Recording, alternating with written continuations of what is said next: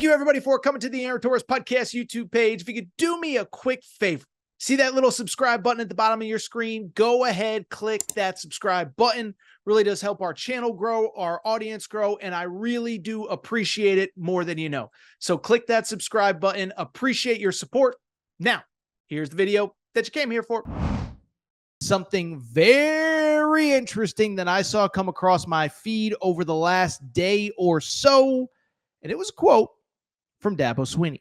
And so if you listen to last week, we did kind of the biggest storylines heading into fall camp, all that, okay?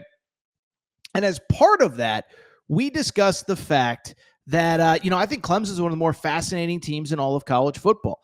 A team that I think all of us left for dead, that all of a sudden looks like, listen, top 7, top 8 in the coaches poll.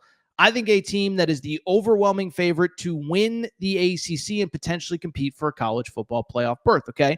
And so I want to talk about what Dabo said. Before we do, I think we have to acknowledge a lot of us and Clemson fans, if you're finding this show for the first time or if you saw me rip on Dabo over the last 2 or 3 years, let's go ahead and give Dabo a little bit of credit. And to the media who criticized him and questioned him, let's go ahead and sit back and say, we were right, we were wrong, Dabo was right. And what I mean by that is, listen, we all know the narrative, but as the college football world has changed over the last couple of years, there have been so many people in the media that have criticized Dabo Swinney's approach. Dabo has essentially said we are very limited in the transfer portal. I think this number is, I think they've taken 6 total players over the last 3 cycles. A couple of them were backup quarterbacks. And he basically said, listen, we're going to recruit guys that want to be here. We're going to develop them when they're here. We're not going to recruit over them. And we're going to focus on the guys in the building. We're not always going to be trying to find guys in the portal. We're not always going to have our players looking over their shoulder, wondering if we're going to bring in someone to replace them if they don't play well in a given game or a given week or even a given season. So I bring it up because there was an article on ESPN.com on Monday. It was basically like a state of Clemson and the Clemson way of doing things. It was written by Chris Lowe. First of all, Chris Lowe is awesome. Chris Lowe is great at what he does. And Chris Lowe basically laid all this out. He talked a lot about the few transfers that they've had, how they've been able to retain this culture. I thought it was interesting. Even Cade Klubnik acknowledged. Cade Klubnik, of course, their starting quarterback, 3rd year, many people believe can win the Heisman Trophy this year.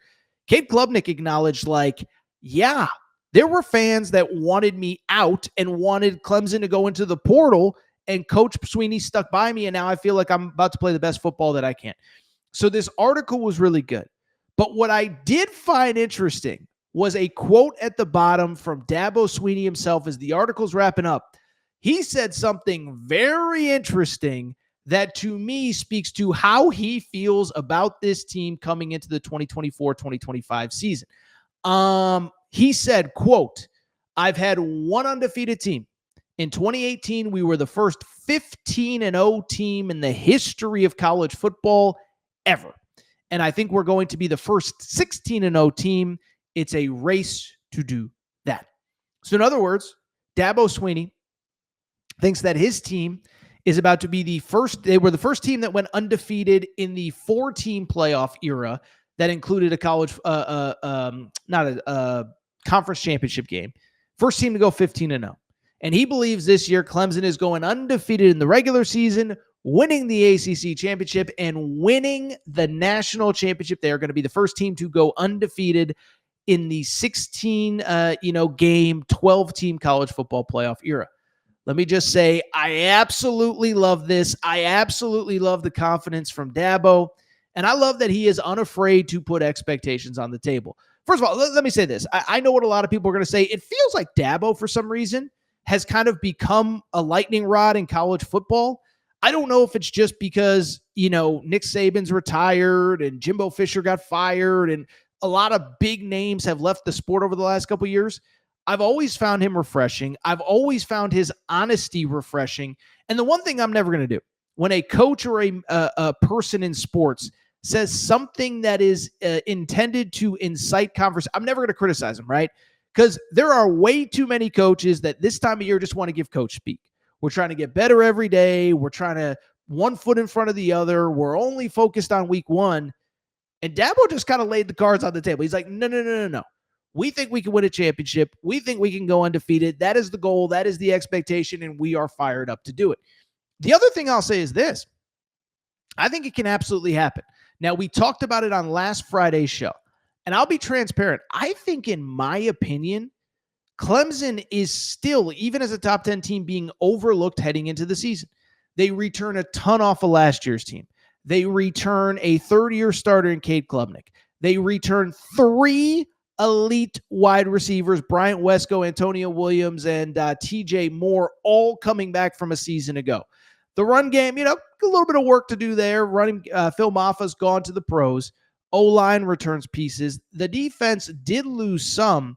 They got some dudes on that defense, though, headlined by Peter Woods. By the way, I still see my Alabama people tweeting about Peter Woods. He's from Alabama. Crimson Tide fans wanted him. He got away to Clemson. So, one, I think Dabo has the talent. The other thing I'll say is the schedule for ACC standards is not super easy, but they're going to be favored in every game they play. Okay, so I was looking at the schedule. First of all, they open that LSU game in week 1 is going to be unbelievable. Okay, great atmosphere. What's the real Death Valley? The real Tigers, all this, all that. Remember, as great as Garrett Nussmeier is, Clemson is favored to win that game, okay? Then you look at the rest of the schedule. We have point spreads out for basically every single game at this point. They're favored, and in some cases, by significant margins. Favored to win at Georgia Tech. A lot of people think Georgia Tech is a sleeper. Took Georgia to the wire last year. What was it? 8-9 overtime, something like that. The final weekend of the regular season. They bring back a lot. Clemson's like a 2-touchdown favorite on the road. Bill Belichick's North Carolina Tar Heels. Dabo and Clemson are a significant favorite. Late in the year, SMU, Dabo and Clemson, significant favorite. This is the one that I would keep an eye on. Louisville on the road on a Friday night. We know weird stuff happens in college football on Fridays. That's the one I'd keep an eye on. Then they close with South Carolina. And I'll be honest, the game is at South Carolina. I saw a spread. They're already a 5.5-point favorite at South Carolina to close the regular season. That is stunning to me because, again, people like South Carolina. They're a preseason top 15 team in the coaches poll. And so I just bring it up because this is a team that is going to be favored in every game they play, should be favored in every game they play.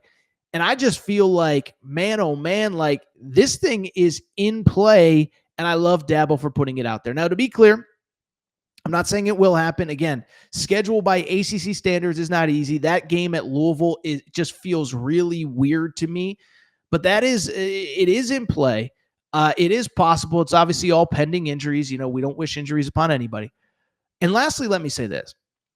I love that he put it out there. And more importantly, I've been covering college sports long enough to know when a coach is feeling good about his team, okay? Because, listen, I'll go back to when I was a student at UConn. I remember one year Jim Calhoun on opening night just basically said, I got a team that's good enough to win the national championship. Now we got to go out and do it.